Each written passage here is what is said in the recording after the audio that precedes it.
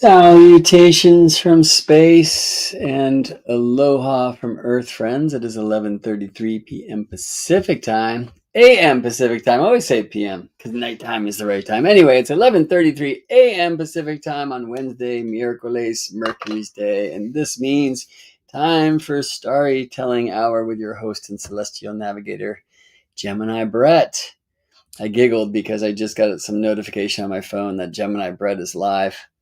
It's like, I guess if you choose the moniker, you really have to subdivide.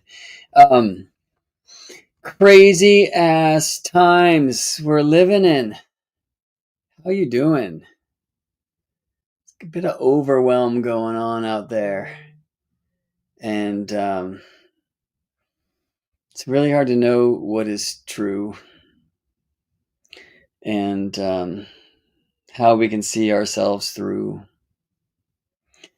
But Venus Revive reminds us to keep the aloha. And Susanna reminds us to keep the woohoo. I think that's really important. You know, not all who wonder or wander are lost. And I think it's really important for us to stay interested and intrigued and wonderful and curious and inquisitive, and to keep our hearts aligned and our minds online. And I don't mean the internet when I say that. And try our best to choose right without necessarily picking a side, because it's the sideness of the thing that creates the divide. You know, it's not always that easy, of course.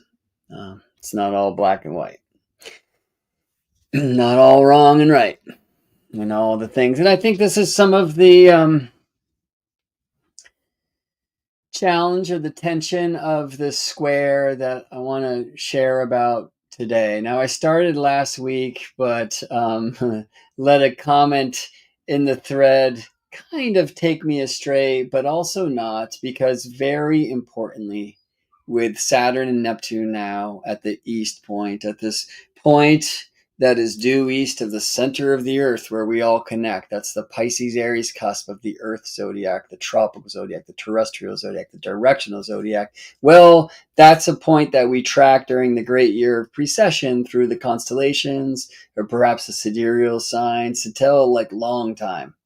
What age are we in? When is the spawning of the age of Aquarius, right? Where here at Earth's northern lean, which leans in every moment forever towards the Tropic of Cancer on the zodiac, well, that degree on the sun's path, the heart of the zodiac, that's directly above Earth's Tropic of Capricorn. In other words, zero tropical Capricorn. Of course, Jupiter has recently ingressed that point. So this square of Cancer Jupiter at the north point, the point that's most north of Earth's equator, the Tropic of Cancer, to this point that's on equator, zero Aries, the easter point, right, where Saturn and Neptune are now, right? They're really aligned to very important parts of the astronomical mechanism that speaks for the turning of the ages, the spawning of the age of Aquarius.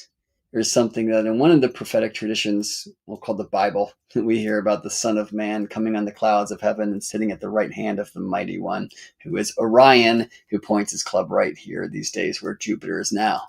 So we can't see Jupiter in this moment because Jupiter is under the beams of the sun. The sun, of course, will ingress Cancer, reaching its northern bounds before stopping and turn around at solstice, which is what solstice means, right? The sun stops at the tropics, coming from Greek tropikos for turnaround, and then the sun will head south for 6 months until it turns around the Tropic of Capricorn, comes back north, right? And so we can't see Jupiter because the sun is aligned with Jupiter, but we can certainly spend time with Saturn, who now receiving the square from the sun means that Saturn's generally on high at sunrise. So check it out. And of course, you'll never see Neptune with the naked eye, but you can ask the ringed one, Father Time Saturn, to bring you beyond.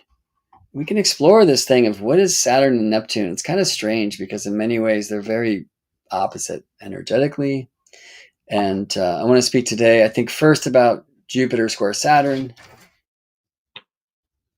Saturn conjunct Neptune, Jupiter square Neptune. But maybe we'll only have time for the Jupiter Saturn side of the thing. And I think it's important to know as well that as Jupiter is now squaring Saturn, we're really speaking about the sprouting of a seed that was planted at solstice, Capricorn solstice 2020, where Jupiter and Saturn met in the first degree of tropical Aquarius. Right? So, interestingly, that itself invokes this question of when is the spawning of the age of Aquarius. So I'll tell you later why I call it spawning, not dawning. And I'll tell you in an upcoming course that really just needs a name.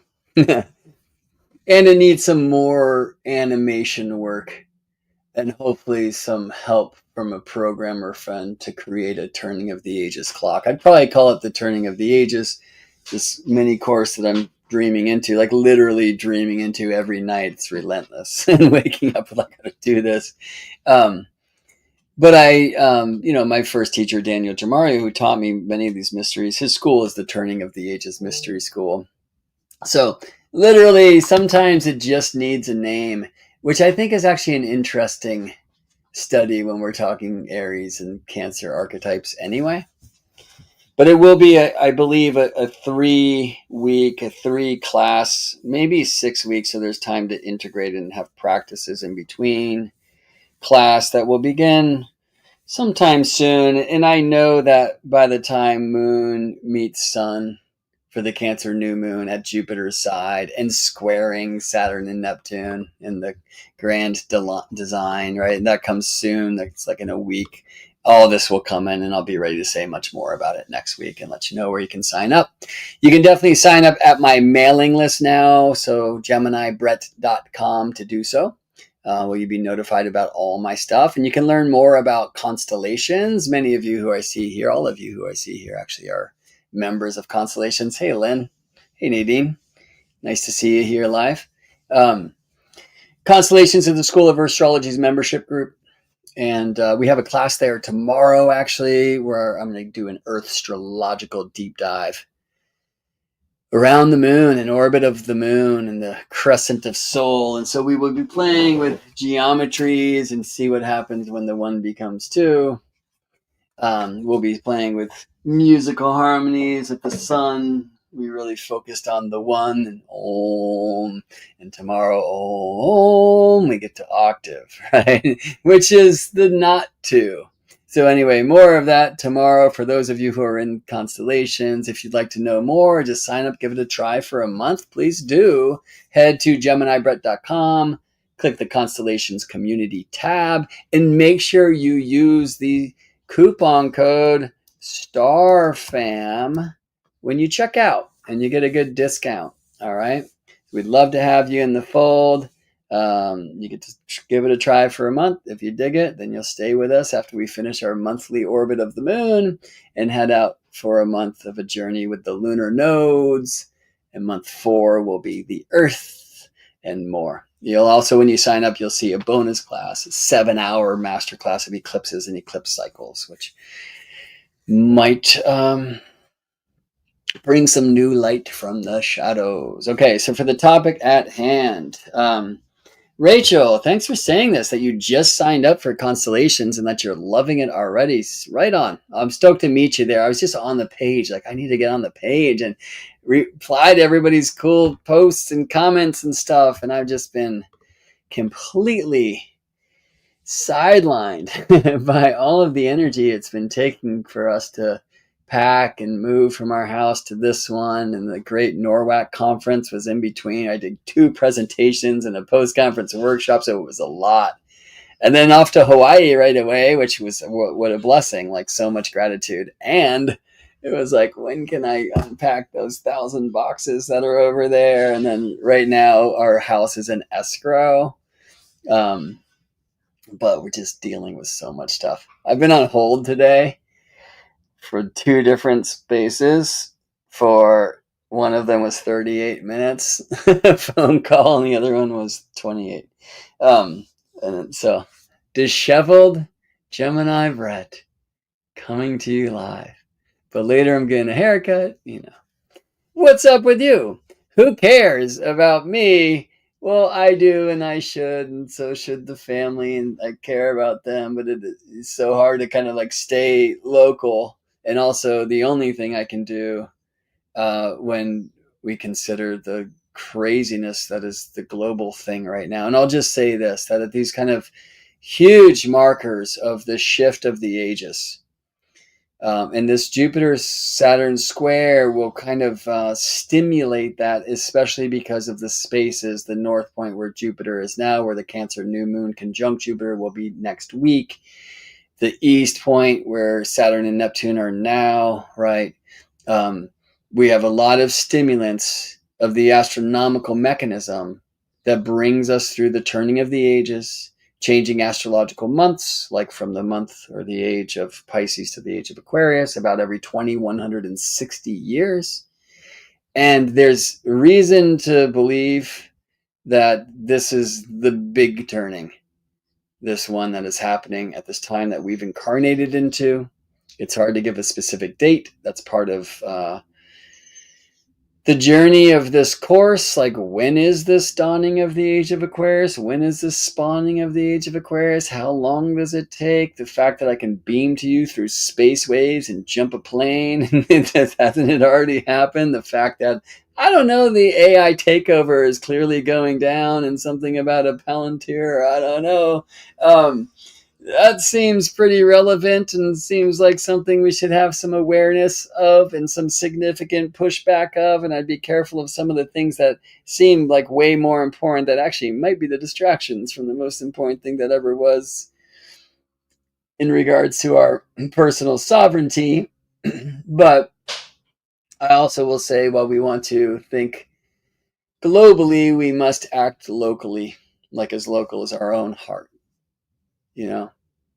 And let's talk about Jupiter and Cancer with our own family, with our own community, right? Jupiter traditionally rejoices in the 11th, a place of community, a place of hopes and dreams as well.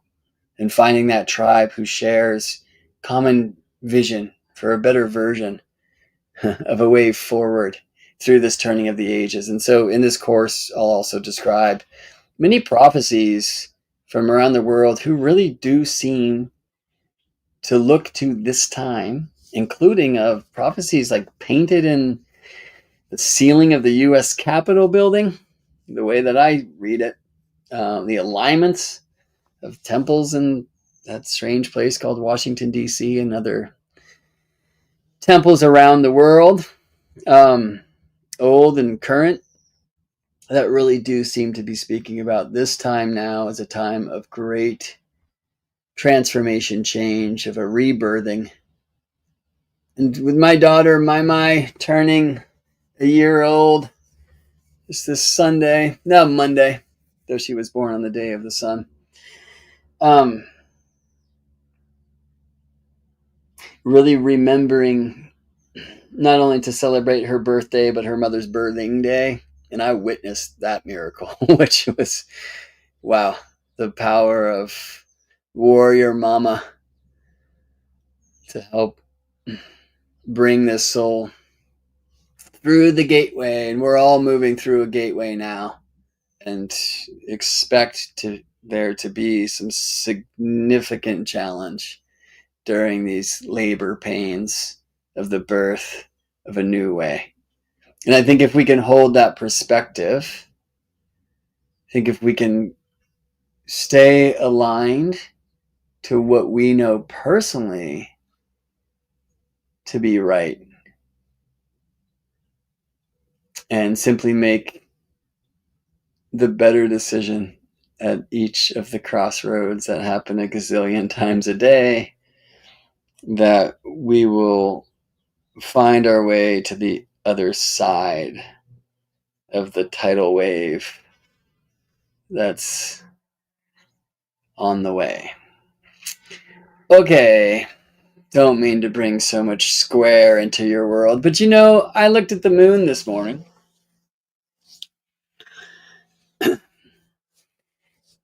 While crossing the street so I could see Venus because she's hidden by a tree from our deck here. And I stood in some asphalt near some broken glass because in these times of the Olis, some vandal came through and broke a bunch of car windows without even taking anything, just to kind of express some anger, and didn't even wake me up. Didn't even wake the dog up. She's sleeping through that too. Anyway, it's kind of a difficult thing to see and experience while also then saying, oh, sometimes that's how it goes, because I looked up and I saw this moon, such a curvy being with a straight line in her face, right? At this time, let me put a chart on the screen, because pictures tell 1,000 words after all. The moon is square sun. And I think I'll just make this a little bit more global by asking for a 0 Aries wheel, which does have global astronomy in it, because once again, this degree, 0 tropical Aries, not sidereal or constellational Aries, this degree is due east of the center of Earth, which is here. So Earth's North Pole leans here towards 0 Cancer on the sun's path, the heart of the zodiac. Earth's South Pole leans here towards 0 Capricorn. On the ecliptic, the sun's path, the heart of the zodiac. This is west equinox, which is why Libra looks like a setting sun. And this is east equinox, this place where the sun's path, the ecliptic, passes over the equator in a northward direction east of the Earth. Right? So the sun is there at east. And right now the sun is getting to its northern bounds. That's the sun ingressing Cancer. And we can see that currently Sun and Jupiter are antitia or anti-skia. There are 2 degrees of the zodiac where the sun casts the same length of the shadow, which, by the way, in the northern hemisphere is a very short shadow indeed, because of course this is the high sun, the summer solstice sun, where in the southern hemisphere they're having the longest midday shadows of the year, right? Because the sun is far north of the equator as possible. The sun's northern bounds at the Tropic of Cancer. So that's why we see the sun here now and Jupiter, right? And of course, the Tropic of Cancer is just as far as you can get from the southern hemisphere. So for those folks, the sun is far away, and so a low sun and a long midday shadow. All right. Always love to send out consistent reminders that despite the ignorance that you hear from too many who say the tropical zodiac has no astronomical rhyme or reason because the signs and constellations are not aligned, that no, this is elegant, beautiful, simple, really earth astronomy that is absolutely earth astronomical astronomy. That is the design, the directional design of the tropical zodiac. And by the way, we need to understand that framework, the terrestrial framework, as well as the celestial framework, whether it's constellational or I suggest preferably a sidereal zodiac, 12 equal signs, so we can get the heavenly gear and the earthly gear and see how these 12 teeth and those 12 teeth relate over the great period of about 26,000 years, the precessional year, right? So again, Jupiter and Saturn met first degree Aquarius. People like the dawning of Aquarius. Well, that's not necessarily the mechanism, but it's a reminder that we should tune into this, and Pluto transiting those early degrees now, a re-emphasis, an empowerment of this necessity, question mark, to go take a peek. But even more importantly, the Aries point, the Cancer point, where we see these beings now. So this morning I'm out there standing in some broken glass, looking at this strange line on the moon's face. Moon, who is typically such a curvy being, twice a month does this thing where we get straight line, right? And in Hawaii, this is called the Olis. We see Saturn and Neptune here, the moon so close by. We see sun here with Jupiter, right? And this is a Pisces moon conjunct Aries, Saturn, Neptune squaring, Gemini sun conjunct Cancer, Jupiter. So what a time to be speaking about these squares. Now, I will say this, that this Jupiter square Saturn, that this Jupiter square Neptune is a very different animal than this moon square sun. All right. So if we rewind just about a week, we're going to find the previous syzygy, or alignment of the three things, sun, moon, earth, right? This Sagittarius full moon, which, by the way, was the furthest thing from an eclipse because it squares the nodes. Eclipses happen at the lunar nodes, the places where, from Earth's point of view, the path of the moon crosses the path of the sun. So this was the moon at the southern bending, like way beneath from the northern hemisphere's point of view, the sun's path, or above from the southern hemisphere's point of view.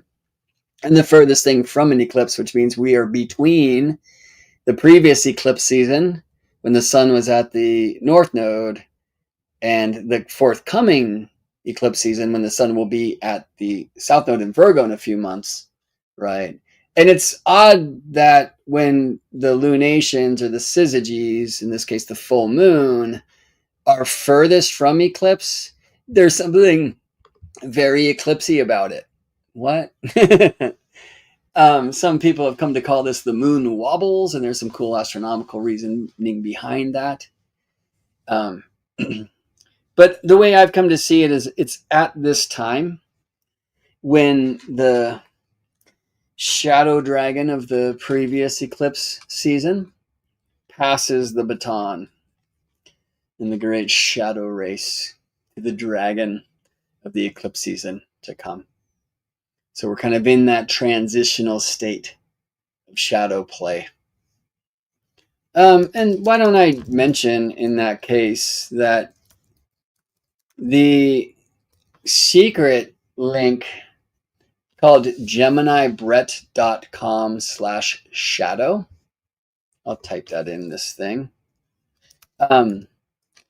Will bring you to a page where you can book a significantly discounted session with me.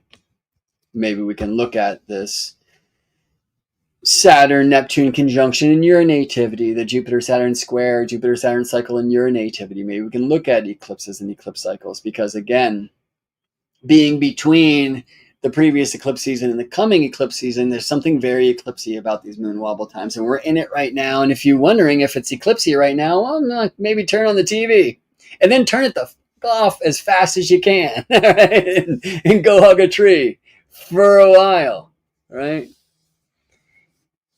Seeing comments here of disheveled and yet clean shaven. Gemini Brett tries his best to stay true to the moniker, let me be a living contradiction. All right, of course that's not what Gemini means. It's just what I mean. Look, I love this. Respect is the penultimate remediation. What is the ultimate? Gratitude?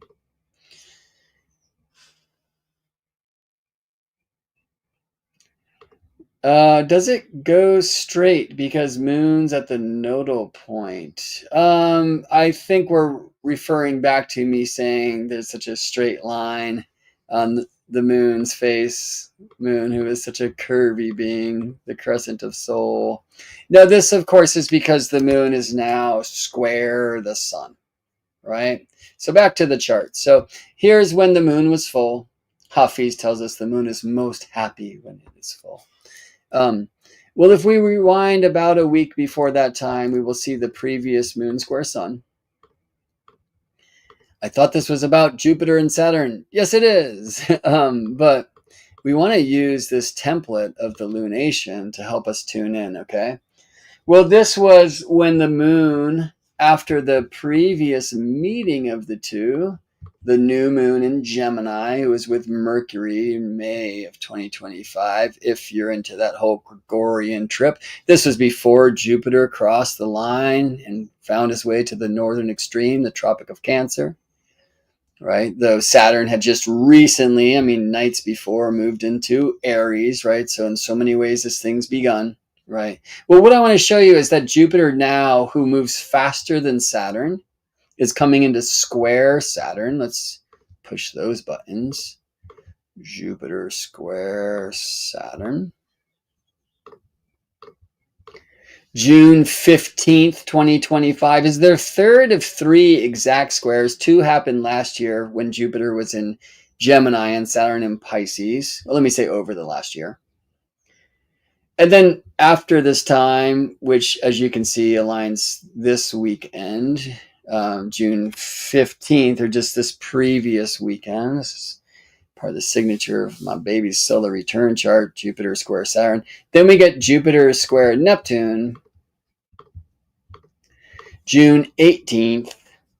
Today, 8:16 p.m. Pacific time. Tonight, in like 8 hours from now, Jupiter will perfect this square with Neptune. And check out how the moon will be right with Neptune and Saturn at the time. So I really encourage you, clouds allowing, to get out tonight. And by the way, the closing square moon, I'll get back to why we call it that if you don't know. The closing square moon rises in the middle of the night. So if you want to connect with this moon, Saturn, Neptune conjunction, which visibly will be Moon, Saturn, and you can ask them, Earth, Moon, Saturn, to bring you out to the great Neptune somewhere way out there in space, right? Maybe you ask this to come through in your dreams, which would be a very Neptunian way to go. Maybe Saturn, you do a little work and you wake up before the sun, okay? Because the closing square moon, the third quarter moon, rises in the middle of the night, but is on high at sunrise. So if you haven't spent time yet with Saturn in the morning sky, the morning night sky before sunrise, it's great to get out there and really be with Venus, who's amazing and bright as morning star, and the eastern sky now. But also look northern hemisphere towards the south, or southern hemisphere towards the north, and you'll find moon with Saturn. And you won't visibly find Neptune, but you can trust or have some Neptune, have some faith that Neptune is there right at the equator. Because again, 0 Aries, it's one of the two places of the zodiac where the sun's path, the plane of the year, crosses the equator, the equinox points, right? Saturn's not right on the equator, not only because he's not at 0 degrees, but also because Saturn's nodes are in Cancer and Capricorn. We could go on and on and on about that. Neptune, of all the ones, Mercury, Venus, Saturn, and Neptune, who kind of crossing between Pisces and Aries, right? Venus and Mercury already have done that dance. They did a loop around the 0 Aries point earlier in 2025. Well, Saturn will station retrograde, head back into Pisces for some unfinished business before conjoining Neptune. Neptune will do the same. They finally have their exact alignment or conjunction in Aries in 2026, but they're certainly close enough now, and the moon is bringing our fields and pulling our tides in that direction. And you are tidal, my friend, yes? While Jupiter is on the square on the other side. Well, the lowest high tides and the highest low tides, or let's say it this way, the least high tides and the least low tides happen twice a month when moon squares the sun, and their energies kind of compete for the pull. When they combine at new moon time, right, they pull the tides of the earth together in one direction. Amazingly, this is also true when they oppose. Full moon, like new moon, brings us king tides or spring tides. Sorry, no kings, spring tides. All right. Right. So, and it's just like you can imagine them bringing the waters from the sides of the earth when they're aligned like that, squeezing them like in this way. Right. So, interestingly, whether they're kind of combined, conjoined earth, moon, sun, or opposed, moon, earth, sun, full moon, that's still the times each month when we have the highest high and the lowest low tides, the spring tides. When the moon is square the sun, whether it's the opening square or the closing square of the cycle, we have the neap tides, right? That's happening now. And just understand that being with the way that the moon reflects sunlight to earth, being with the aspect of how they are related, currently in a square, this brings about one of the most powerful earthstronomical experience in this incarnational plane, the tides, right? And there's tides within, and we live on a tidal being. Also, the light. So seasonal earth-sun thing is a very interesting way to explore that, right? And the tropical zodiac can help, but obviously you need to make adjustments for where on earth you are standing, not only northern versus southern hemisphere, the tale of two hemispheres, but Hawaii versus London, you know? Then we lose connection to this truth, but back in the day, you wouldn't travel late when the moon is new because there's no nightlight, right? It's hard for me to even feel any difference between new moon and full moon because of street lights. And maybe I should say see any difference. And maybe sometimes we can feel more with our eyes closed anyway. But I think that's true when we close our eyes intentionally, especially. And the street lights are kind of closing our experiential eyes of the heavens.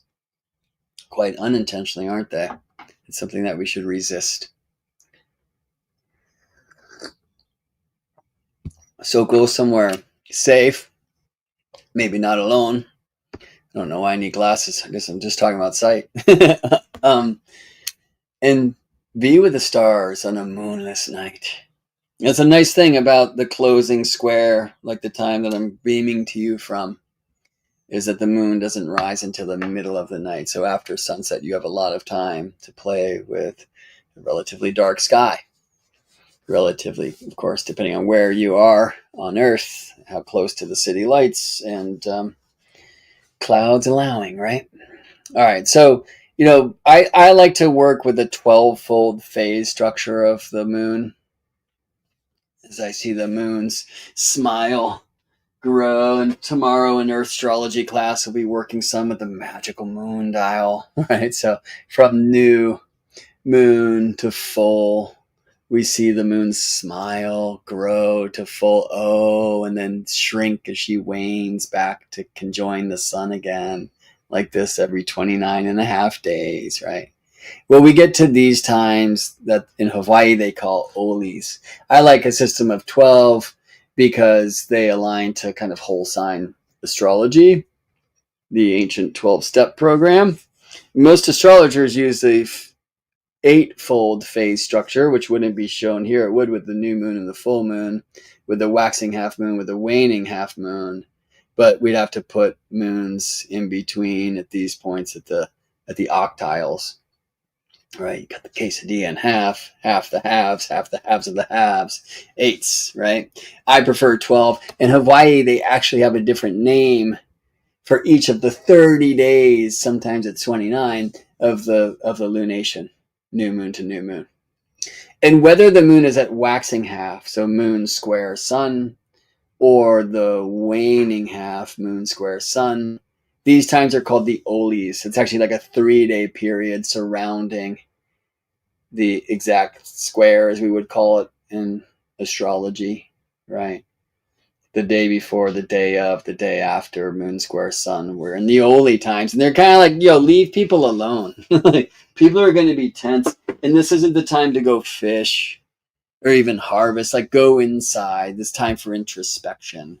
But that people are going to be tense, like that's a pretty intriguing thing to consider, right? Because it's interestingly, in a sense, aligned with what Western astrology would say, right? Because we talk about squares as really intense times. I'm going to show you. It's kind of a strangely laid out thing, but here's Hawaiian moon phases. And so you're going to see the olis here. Oli kukahi, oli kukolu, oli kuloa, kulua. Right? Look, they're just like, look, unproductive. The sea is rough. Fishing is poor. Priestess lineage, interesting. Introspection and set. And they're like, yo, it's just like that. Right? Time for patience and to reverse course. And then we can see down here too, the same thing. Ole kukahi, oli kulua, and then oli pau, which means finish, right? And so unproductive days for fishing or farming, good days to weed, introspective, doing the inner work, right? Unproductive days dedicated to kaloa or kanaloa. And I don't want to speak for that tradition. I'm ignorant. But I think it's fantastic to know that there is a tradition here that actually has a name for each of the 29 and a half or 29 and 30 alternating days of a lunation, of moon reflecting sunlight to earth. And that importantly, we see in these times when the moon squares the sun, whether the waxing square or after the full, the waning square, right? So whether the opening square, which is the waxing half moon, or the waning half moon, the closing square of the cycle, when the moon is now closing in on the sun for the next conjunction, right? We're talking about olis, we're talking introspection. Be careful with people. The seas are rough. People are rough. You're probably rough. Go within, square. And consider this, while at new moon or a full moon, the moon and the sun are kind of combining their tidal forces to create the spring tides, the highest highs and the lowest low tides of the day, of the month. When moon and sun are square, we get this competition in a way. The moon, who wins this game, right? Though the sun, of course, has so much more gravitational force keeping us both. It's moon and earth dance about one another and check about the sun and the rest of the planets of our solar system too, right? It's the moon who has twice the tidal effect as the sun because she's so close. And so at these squares, right? Moon squares sun, like this is the earth, and moon is squaring the sun from our point of view, right? Their tidal forces compete. And while moon will always win, the sun like lessens the moon's pull. But you can feel that kind of competition, that weird tug, At least if I'm being pulled from these two directions, it's opening my heart, full moon or Jupiter opposite Saturn. But this thing, right? It's like, which way am I going to go? There's a literal perpendicularity. And so I also kind of see that like blindside car crash and that kind of thing of streets that come to an intersection. But there's also a crossroads. So I loved in reading from that Hawaiian tradition, also Hawaiian moon phases, this change of direction, reverse course. I wonder if, and again, I'm not one to say, but of course that's like an English translation. Anyway, if like changing direction or taking a turn more than reverse course, I don't know. You look at the tides, like they grow, they shrink, those kinds of things. It's an interesting thing to consider as well. We'll be speaking a bunch about tides in astrology class tomorrow as well, because it's a very nice way to connect to the reality of this cosmic craft, which many people like don't need. We see it in our own lives, like that's what matters most. Yes. But for me, when I can get to the sea and notice, for example, whoa, like the tide is way out. What does that mean? With the sun there, oh, the moon must be setting or rising. And then I cast a chart and it's like, or more importantly, see the moon. And that's quite true. It's like, wow, And this isn't even like the spring tide because the sun is up in the sky, whatever, you know what I mean? As I'm kind of forming my relationships and educated by our mother sea, right? Ma, ocean. It's helpful to really just understand where I am as a tidal being on this tidal planet. So Jupiter and Saturn cause tides too. They have tidal force.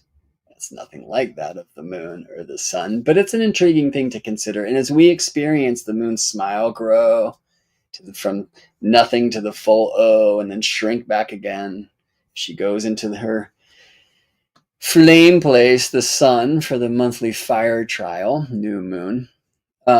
We can really experience that shift in the poles, and this kind of being pulled in this direction, I'm being pulled in that. So what direction does Cancer pull us? What direction does Aries pull us?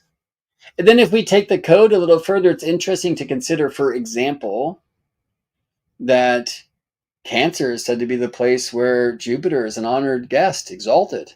And Aries is said to be the place where Saturn is the opposite of that in fall, because Saturn is said to be an honored guest or exalted on the other side of the world in Libra.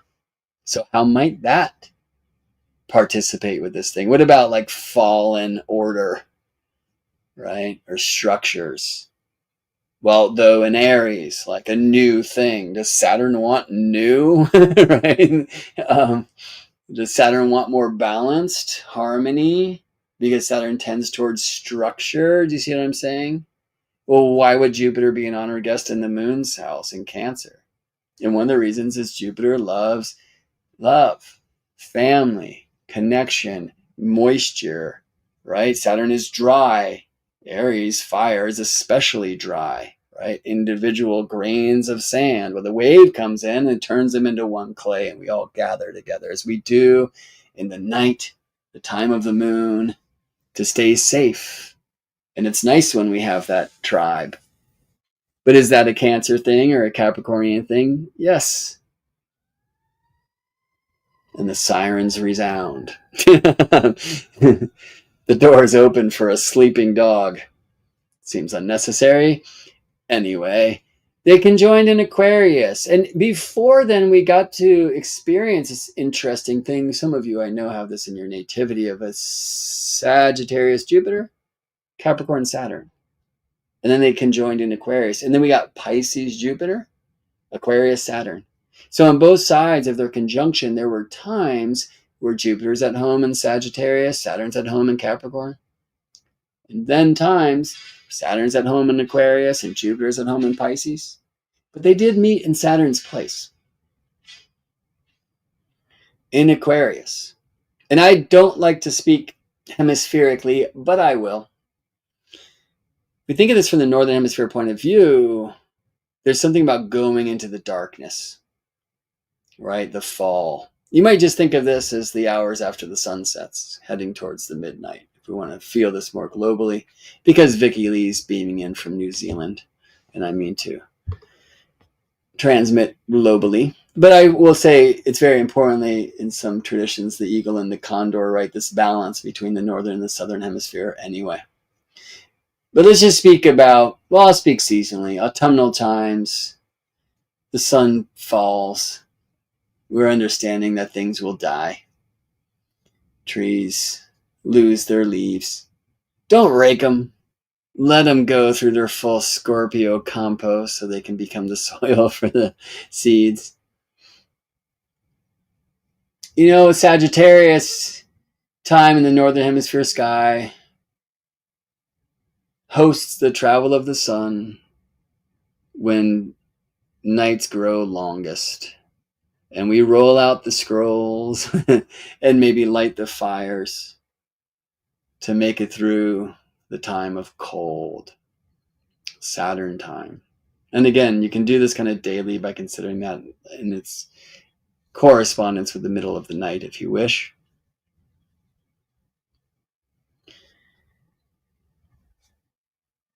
So chant a psalm, bring in the guides, because it's going to take some faith to make it through. And on the way into the darkness, Jupiter says, it's going to be okay. It's going to be good for you.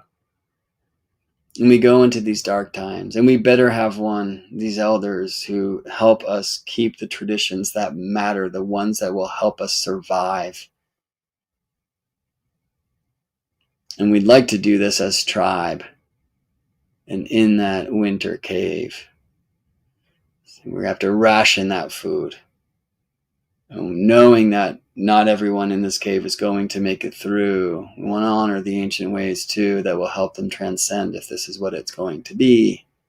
The winter feasts, because how are you going to feed the animals if you're going to feed the humans, you see?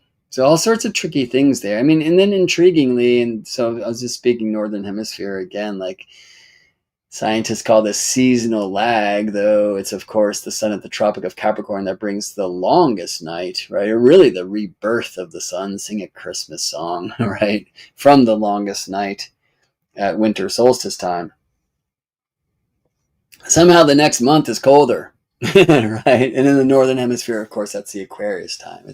It's hard to debate this idea that the Thema Mundi, this place of like planetary domiciles, wasn't configured to a Northern Hemisphere seasonal experience of the sun's passage through the signs, right? This does not mean it doesn't work globally, and a huge part of my work is to help people see that, like so many sacred systems of ancient wisdom traditions, the tropical zodiac is directionally aligned. It's north everywhere on Earth, as Santa's place. And there's an opposite pole in the south, the place that the Earth is moving away from as we follow the sun north through space. That's the apex of the sun's way, and so much more, okay? But tuning into the yin and yang of the thing, I think to speak more globally, it's just nice to consider day and night, especially considering the truth that happens every day, and to also just to like really drop into gratitude if you, like me, are safe enough to have a roof above your head. And even buttons where heat goes on in the middle of the night. You can turn a thing and hot water comes out. I mean, this is of course not true for everyone. There's people in the street just there. And of course, there's people right now in places where bombs are being dropped. I'm not one of them and never have been, And I think actually getting into the gratitude for that opportunity in my life is a great way to send energy to those who currently have not or aren't experiencing peace, who cannot rest safely, and hopefully fuel spirit to help us together move towards a better way, a better world. And shouldn't Aquarius want this, On one level, as Capricorn is the rules of the game, Aquarius is, if the rules are good, the way that we innovate within that structure to create beautiful and change and advance. It's tricky though. If you're the one in this winter cave who first received the vision as you Aquariused your way into the higher eagle eye overview, that cross ventilation would not only help the cave smell less terrible, but also would warm the thing up. Who knew? Get some freezing air coming through a hole up there and one down here, and that cross ventilation is going to somehow warm this thing. Can you imagine how many generations it would take for you to have permission from the elders whose charge is to hold down the sacred traditions that will keep us safe and help us survive through the cold times? How many generations would it take for you to convince the elder crew that cross ventilation's a thing we should try? So, even if we're innovating within the set of rules, there is a revolution, even a rebellion here. And look, and if the rules are broken, right, breaking broken rules is the right thing to do. Hopefully we've all been studying some of that in recent years. And that might also bring us to the truth of Aquarius in its community sense, in its teams. But hopefully this is not some cold thing, but rather dreams within the cold times that bring us together with teams to bring forth a world that's more aligned with the pure vision of a better way, a better life, a better future. Ooh, Diane, I'm loving reading this. Pisces Moon Gemini Sun leading me to the top of Mount Tam today. Congratulations. Good for you, Diane. That's awesome. For a bird's eye view and removal from the mental. Hoping I'll be led to a waterfall to honor and celebrate Mama's influence and power. Yeah, with Mama in general, but Moon also now in Pisces. But at this place where the zodiac ends to begin, to end and begin, the beginning of the end of the beginning again, right? This east point. And again, tonight she'll ingress Aries and meet Saturn and Neptune there. Oh, let me just say this about Saturn and Neptune. And I want to spend more time with Neptune in future storytellings. Neptune, as you know, has been kind of traveling through Pisces for a long time, and Saturn is coming quite recently. And people who have been experiencing Neptune transits to like personal planets in Pisces, for example, then received a Saturn transit. But I was seeing this so often and came to kind of coach this visioning of Neptune. You're trying to navigate your boat through this just foggy storm and you can't see anything, and you have to have the faith to just release the wheel. There's no need to white knuckle try to steer straight towards something you can't see. Release, keep the faith. The storm will bring you to the land where you are meant to be. And that new land, like that's Saturn coming in. No, so we kiss the ground and hopefully don't get too much sand in our teeth when we do. But if so, so be it. We're no longer lost at sea, but now we're lost in our new land and there's work to do. Where are you going to get your food? Can't drink that seawater. Where's the good stuff come from? What's that thing that goes crack in the middle of the night, or hell, or who knows, right? Then that's like the Saturn coming in, yes? Well, now it's happening at the same time. So how do we coach that? The vision that's come through so far, and I'm testing it a little bit with clients and my client work. And by the way, that's what I do. That's how I feed my baby. So GeminiBrett.com and hit the sessions button if you really want to support this work.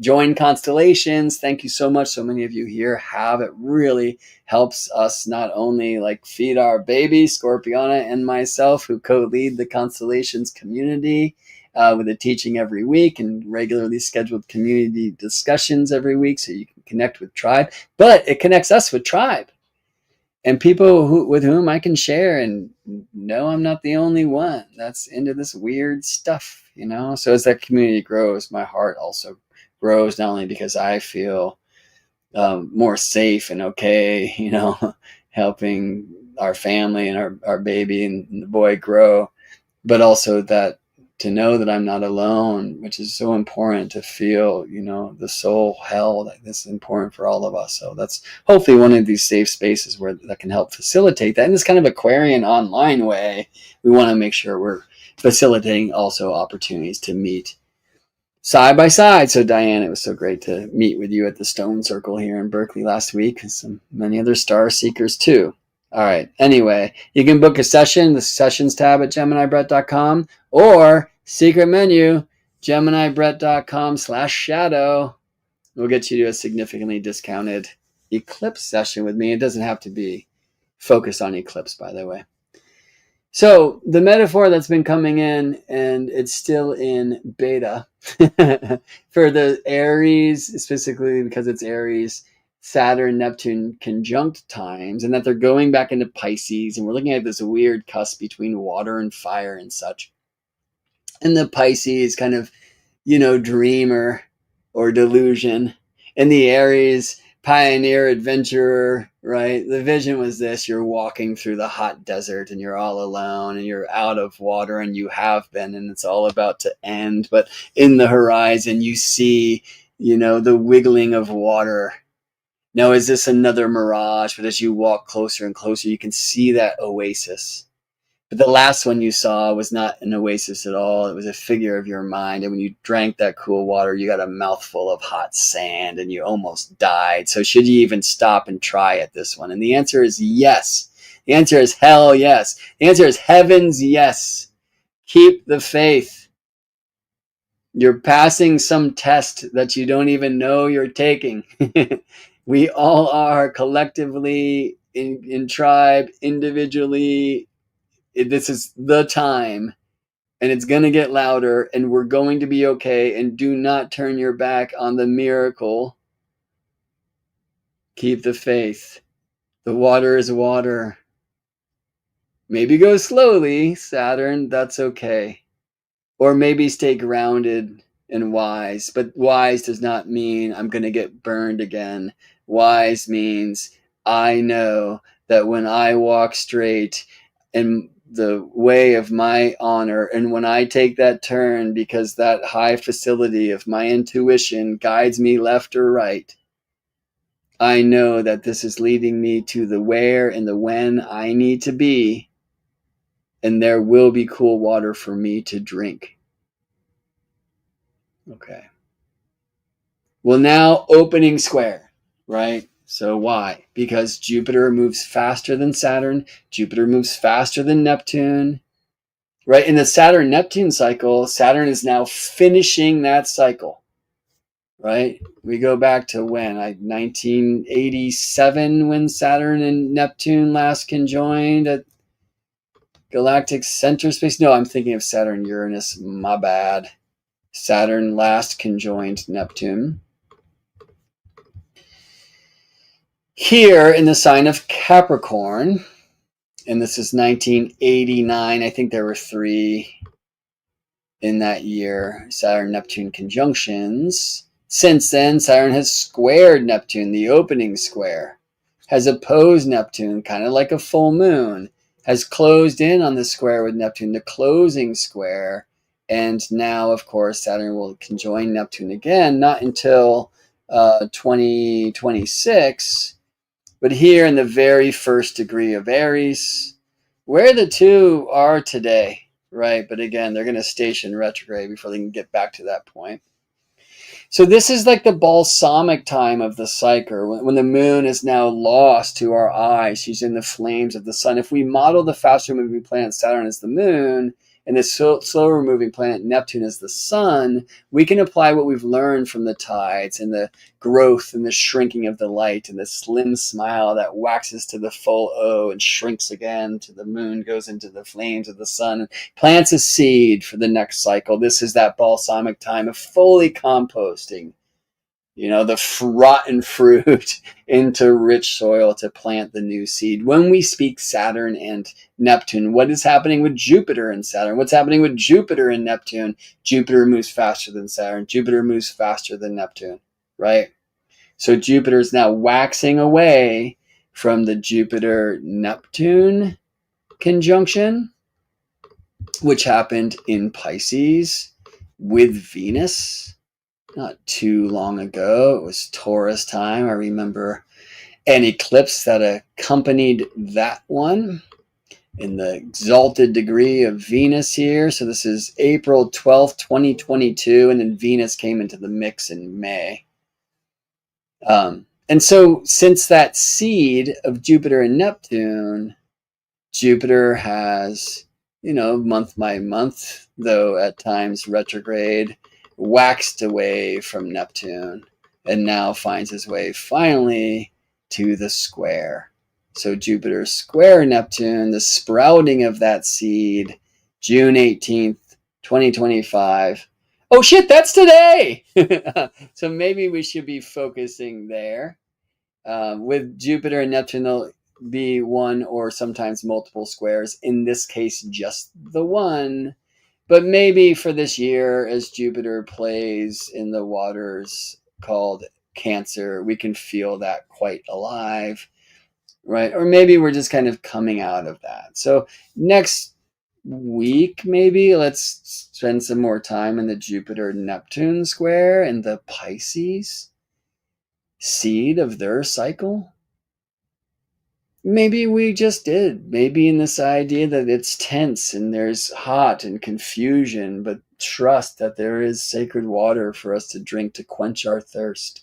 Maybe Pisces, Jupiter and Cancer, we need to be careful with the tendency towards dying of thirst because we want the water that's filling our cup to overflow and reach everyone else. Actually, no, that's the goal. what's been happening is the water comes in and we feel guilty that we are quenched when we look there and so many are dying of thirst. And so we poke some holes in the bottom of our vessel and it drips on the others. But how's that drip, drip, drip feel? And so we increase the hole and now it showers and it's just too much. No. Plug that hole. Receive the water that Spirit is sending to you to be quenched. Allow yourself to be filled. And now the water will spill over the circumference, the circle of your cup, and more gently waterfall, which is what we're all looking for anyway, onto all of those around us who themselves will be reminded to allow themselves to be filled. And that's okay. And the truth is, Cancer, the science of the waters, we water the plants to help them grow. And I know you need new soil and stuff, and I promise, okay? Cancer, my baby. Pisces, all the babies are my babies. They are me. I am he is she is me, and something about a walrus, and we're all in the same boat. Fuck a boat, we're the ocean. Right? Well, it's hard then to go into compassion without completely just giving ourselves away until there's nothing left to give.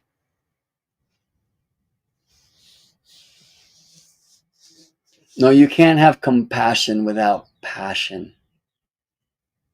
And this is why Scorpio is the 9th of the Pisces design. And that's a tale for another time. But please know, as Saturn and Neptune come together, to say Aries is okay. Selfness is not selfish. In fact, you must be strong. And you must devote yourself to who you are if you want to be a safe space for your tribe, Cancer. For all that ever is, was, and will be, Pisces, you see Neptune. And it's a confusing thing because Saturn's boundaries and Neptune's boundarylessness. Because Saturn's tradition and Neptune's every tradition that ever was. How silly that I just remembered my... Well, really, it's probably more in the Mars-Uranus square. The Mars has now jumped the wall, but in one of my times on hold this morning, when I was told I had to do this and I would have a document in my portal, and I said, so there's going to be a document in my portal? Let me see. Oh, no, that's actually for a different lender. It's like, sweet. Why is that? Something because I'm confused by it, and it's some weird law and structure, from some bureaucracy. Like, that's part of the issue. Turn on the TV, then turn it off and run the fuck away and hug a lot of trees and be hugged back. Or go to the waterfall or climb to the top of the mountain. Give water, sweat through Aries, your own efforts of your journey. And do this for us all, Cancer. Okay, so finally, let's talk Jupiter, Saturn. The hot air balloon I always invoke because Jupiter is expansive and Saturn is constrictive. So you can really feel them in their square. It kind of feels like the best place to be, since aren't those two things competing forces? No, well, this is the sprouting of a seed when they came together in that first degree of Aquarius. When? December 21st, 2020? Seemed like a decent time to break some broken rules to me, not to everyone. Anyway, what happened then? And how is that strange seed sprouting now? It might be interesting to consider things that you see on the news today to be the sprouting. That's the opening square of a seed. That's the conjunction that was planted in 2020. What if I typed 2020 Iran? into the box, for example, or 2020 in my own life, for example. I mean, interestingly, I get 2020, a bad year for Iran, comes up in some website called Bridges for Peace. And then I realized that that has something to do with some kind of Christian thing. Anyway, so there's that Saturn, but whose Saturn is right? Which rules are we supposed to play by? Should we find a rulelessness way? Like, interesting things in this Aquarian seed, and Pluto is just empowering that, and compost, like doing strange things to that seed, you see.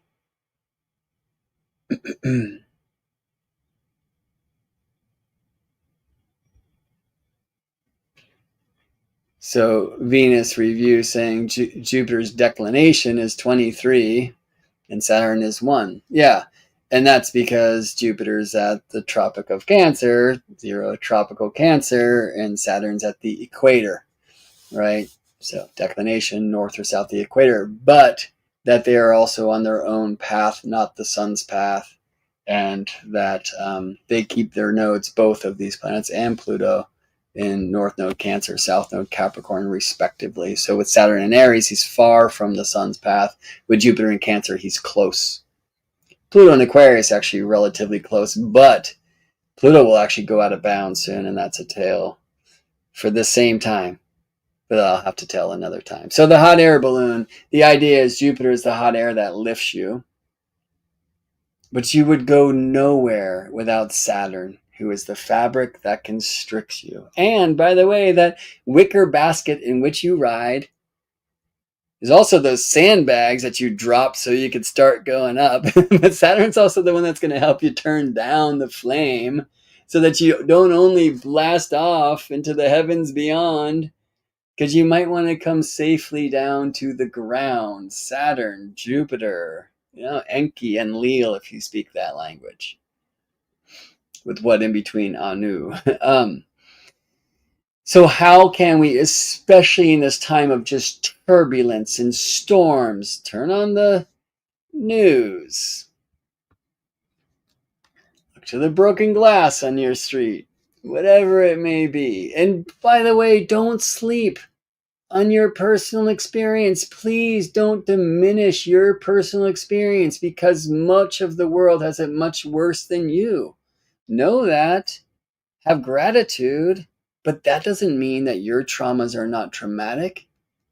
That doesn't mean your challenges are not challenging. Again, plug the hole. Let the water fill your cup. Then it shall overflow.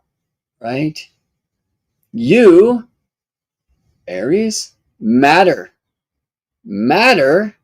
Saturn matters. Incarnation, everything, Earth, it's real. Maybe it's not, but it's real while you're here. Do you in the best way you can. You're being reminded of this.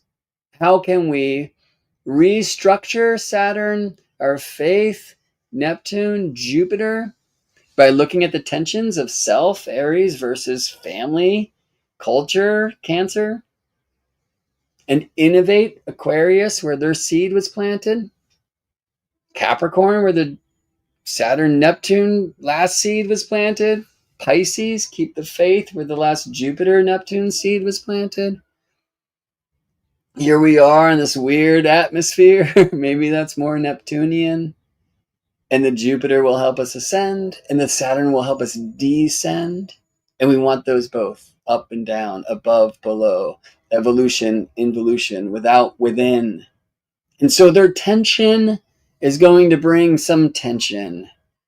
But it's not just to make a mess of the bed.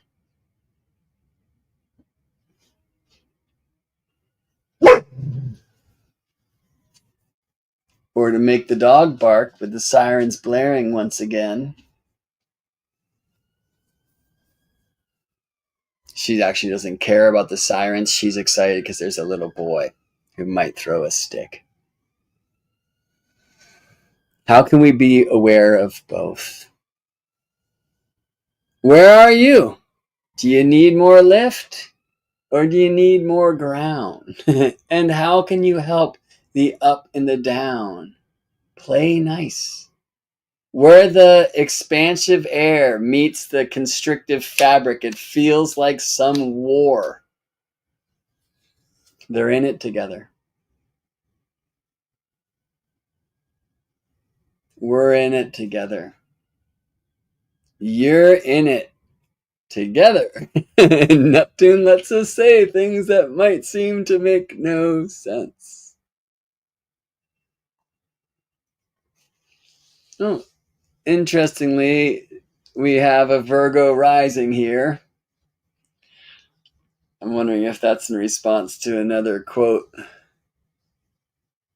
But we should consider how this thing might play in the Virgo rising chart. That Aquarius place where Jupiter and Saturn planted a seed as the 8th.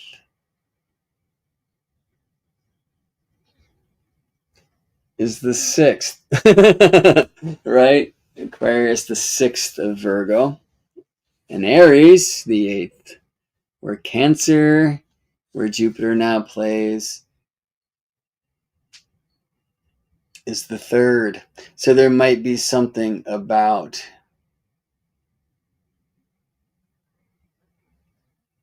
your voice and your skills that are expanding due to the energy, let me say, that will help you guide.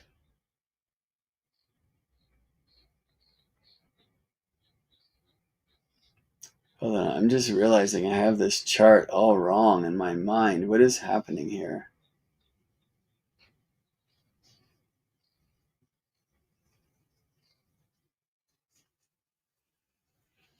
And the teacher learns publicly. Let me do this. If Virgo's rising, Pisces is setting, Aries sets after Pisces, Aries is the 8th of the Virgo design, Aquarius sets before Pisces, Aquarius is the 6th of the Pisces design, in Pisces, Virgo.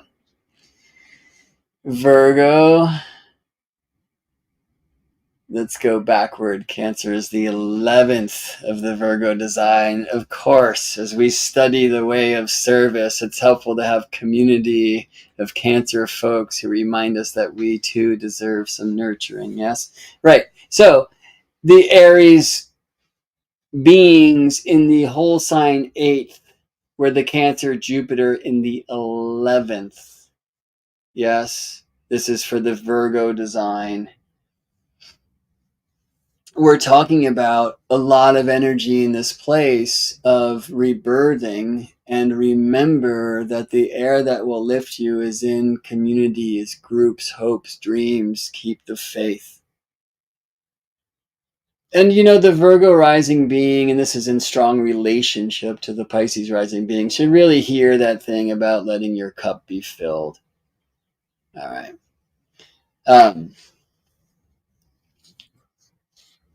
Yeah, I hate being bad at astrology publicly. But I also like that. And I also love the reminder to slow down a bit, right? And then to move forward. But to consider, for example, how this Jupiter, Saturn, Neptune square lives for each of the 12 designs, right?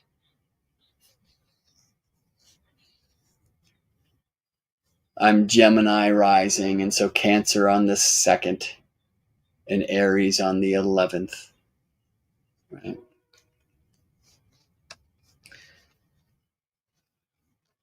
And I value community. So please check out Constellations. Anyway, those of you who are in Constellations, and so many of you here are so many names that I see anyway. Those of you who are in the comment thread, thank you so much for like participating here and sharing and connecting with one another. I love it so much. When you are told more about the class that does not yet have a name near the course, just know that you'll receive like a super significant discount if you choose to journey there with me. We'll look in the first class of the course into the 3 zodiacs, actually probably 2.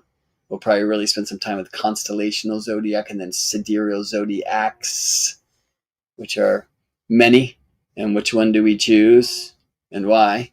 And then we'll spend some time with the tropical zodiac and then tune into the mechanism for the turning of the ages, and start approaching this question of, is this the spawning of the age of Aquarius, which will take us also into the tides of class number 3. And then we'll finish with something that is very clearly happening right now. And Jupiter is currently stimulating this in a very significant and powerful and important way. And it's painted in the Capitol Dome of the United States, which is galactic alignment, the most important astronomical happening of our day. And so I just want to finish kind of where I began, but to say it in a different way. This Jupiter-Saturn square, it's more powerful even than they typically are, and they're typically very powerful because these are the planets of the socio-political reality of our incarnation experience.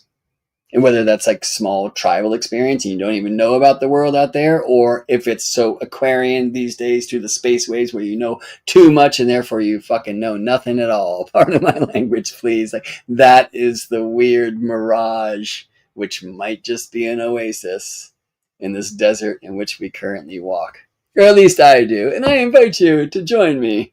And we shall drink the sacred water and quench our thirst and let our cups overfill and hopefully bring more water to others in this world who choose, like you and I do, to open our eyes to the weirdness of it all and search for the world that we know lives beyond this one, limited by this sight.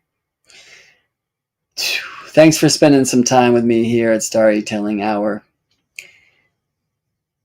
Please support the work. You'll find a donate button at GeminiBread.com, where you can join the Constellations community, book a session. Use, if you join Constellations, the coupon code STARFAM, Star Family, one word, STARFAM. Give us a try for a month. I'm going to take us on a deep dive, amazing astrological journey to the moon tomorrow, where we'll be working with our sister sciences of sacred geometry, of musical harmony, of number magic, and deep kind of astronomical experience of the moon reflecting sunlight to Earth.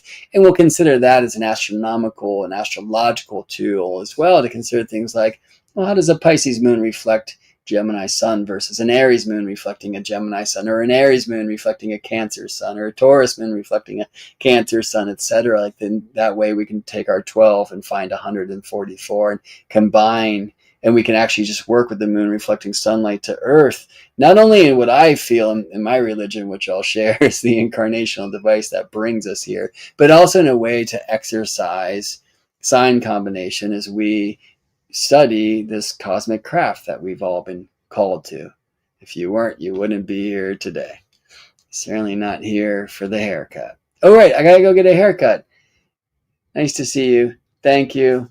Big love. See you in space.